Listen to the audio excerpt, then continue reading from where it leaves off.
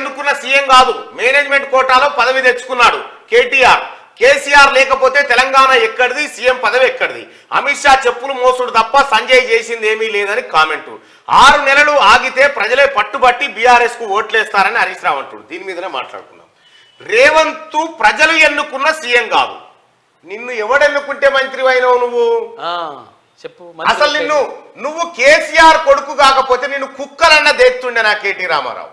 ఏ కోటలు వచ్చినావు? ఏ కోటలు వచ్చినావు నువ్వు? రేవంత్ గారిది పక్కకు పెడదాం, నీ టాపిక్ మాట్లాడదాం. నువ్వు కేసీఆర్ కొడుకు కాకపోతే కేకే మహేందర్ రెడ్డిని పక్కకు పెట్టి అంతెందుకు, ఈ మాట ఎవరో కాదు, స్వయాన నువ్వే అన్నావు. ఎప్పుడన్నా వరకేనా?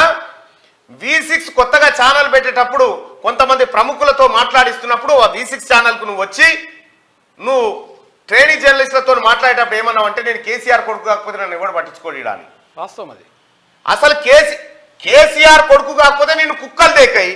తల్లి సోనియా గాంధీ తెలంగాణ రాష్ట్రం ఇవ్వకపోతే మీ బతుకు కుక్కల కంటీనం. ఏది నాంపల్లి దర్గా కాడ అల్లాకే నాంపే 1 రూపాయి దేదో బాబా, అది మీ పరిస్థితి. చెప్పులు గతి లేకుండే మీకు, ఇప్పుడు డైలాగ్ చెప్పులు గతి లేకుండే ఇప్పుడు డైలాగులు కొడుతున్నావు. మేనేజ్మెంట్ కోటాలో పదవి తెచ్చుకున్నాడు రేవంత్ రెడ్డి. మేనేజ్మెంట్ కోటాలో దిగింది నువ్వు బిడ్డ, నువ్వు మేనేజ్మెంట్ కోటాలో దిగినావు. కేకే మహేందర్ రెడ్డి సీటును దొంగతనం ఎత్తుకపోయి మేనేజ్మెంట్ కోటాలో నువ్వు తీసుకున్నావు. ఎంపీగా నిజామాబాద్ లో మీ చెల్లె ఓడిపోతే మేనేజ్మెంట్ కోటాలో ఎమ్మెల్సీ అయింది.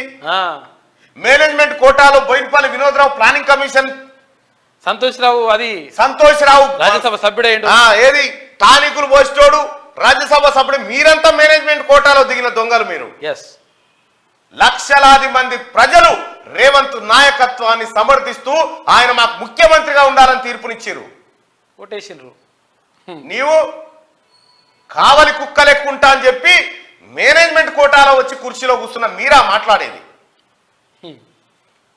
ఒక్కసారి అద్దంలో చూసుకో కేటీ రామారావు, నిన్ను నువ్వు తిట్టినట్టుగానే ఉంటది.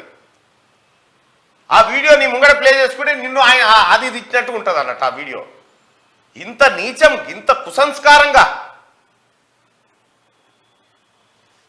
రేవంత్ ప్రజలు ఎన్నుకున్న సీఎం కాదట.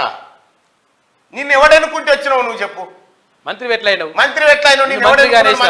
మంత్రిగా నోటేసిరా నీకేమన్నా? ప్రాసెస్ అదే. ఎమ్మెల్యేలు గెలిచిన తర్వాత సభానాయకుడిని ఎన్నుకుంటారు, సభానాయకుడు ముఖ్యమంత్రిగా ఉంటాడు. ప్రజలు ఎన్నుకున్న నాయకులు ఏమన్నా మీరు వచ్చిర్రా? మీరేమన్నా భిన్నంగా వచ్చిర్రా? మేనేజ్మెంట్ కోటానా అంటే? నాకు తెలియదు. ఈ విషయం ఏంటంటే ముఖ్యమంత్రిని ఎమ్మెల్యేలు ఎన్నుకుంటారనే విషయం తెలుసో మర్చిపోయిండేమో. ఎందుకంటే ప్రజలు డైరెక్ట్ ఓట్లు వేయరని ఈయనకు ఐడియా ఉందా మరి? అంతేందుకు కేటీ రామారావు, రేవంత్ ప్రజలు ఎన్నుకున్న సీఎం కాదు. ప్రజలు ఎన్నుకున్న సీఎం కాదని నువ్వే అంటున్నావు. నీ పార్టీ నాయకుడే పోయి ఈయన పరిపాలన బాగుంది బేస్ అని చెప్పి ప్రకాష్ గౌడ్ పోయి ప్రజలు ఎన్నుకోనిటువంటి మేనేజ్మెంట్ కోట ముఖ్యమంత్రిని ఎందుకు కలిసే? మీ 4 ఎమ్మెల్యేలు పోయి ఎందుకు కలిసే? ఈ అంగూటి వాళ్ళ అల్లుడు ఎందుకు ప్రేమ చూపుతా ఉన్నారు కాంగ్రెస్ మీద? 7 ఎమ్మెల్యేలు ఇప్పటికే బయటపడే.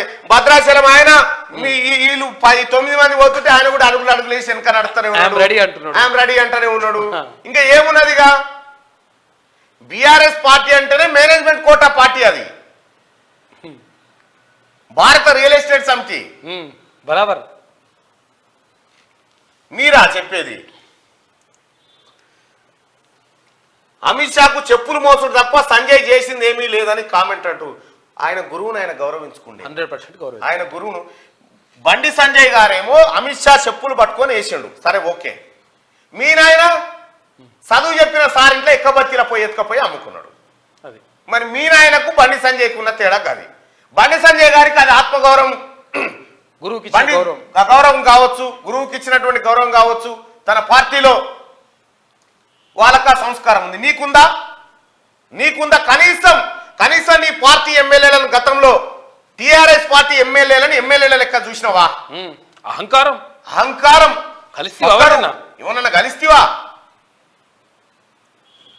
బండి సంజయ్ గారు అమిత్ షా చెప్పులు ముట్టుకుంటే తప్ప ఆయన వ్యక్తిగతమైనటువంటి అంశం నీకేమనొచ్చే? 6 నెలలు ఆగితే ప్రజలే పట్టుబట్టి బీఆర్ఎస్ కోట్లేస్తారట. ఒక్కసారి అడుగుదామయ్యా జనాలు. చూసేది కూడా ప్రజలే కదా. కాదు, మీ నాయన కాళ్ళ మీద కూడా మరి ఐఏఎస్ ఆఫీసర్లు మరి దయ కొట్టించుకుంటే కదా, దాన్ని ఏమంటారు? దానికి సమాధానం చెప్పు.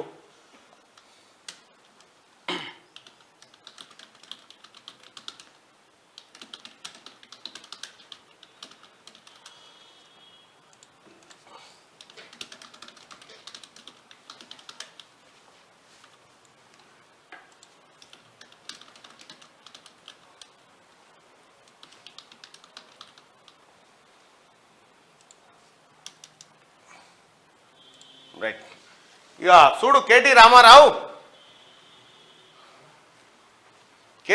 ఇది చూడాలి.